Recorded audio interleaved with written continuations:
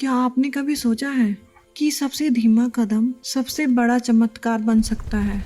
क्योंकि आज एक छोटा कछुआ तय करेगा कि कौन जीतेगा कौन नहीं। तो कहानी शुरू होती है एक जंगल से, जहाँ कभी पानी की आवाज गूंजती थी, आज वहाँ खामोशी चीख रही है। तालाब सूख चुका है, पेड़ मुरझा चुके हैं, जानवरों की आंखों में डर है और हवा में मौत की आहट। उसी सूखे किनारे पर बैठा एक छोटा कछुआ धीरू। सब उसे देखते और नजर फेर लेते, जिसे कोई नहीं सुनता, क्योंकि धीरू बहुत धीमा था। जब जानवर भागते थे तो वो रेंगता था, जब सब हंसते थे तो वो सोचता था, इसका क्या होगा?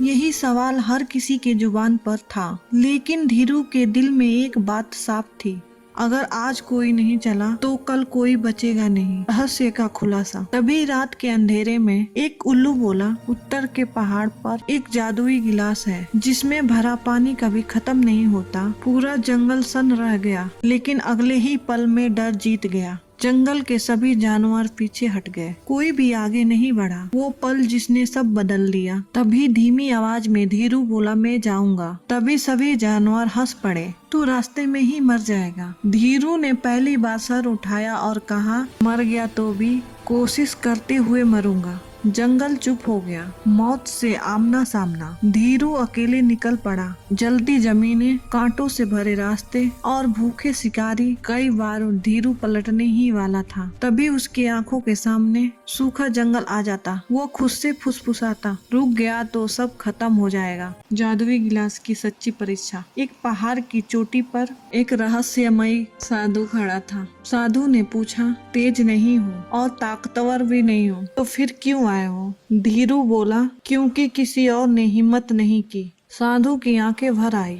उसने गिलास दिया और बोला, याद रखना, ये जादू पानी में नहीं, तुम्हारे इरादों में है। कठिन वापसी। गिलास हाथ में था, लेकिन रास्ता और कठिन, हर कदम भारी और शरीर थक चुका था।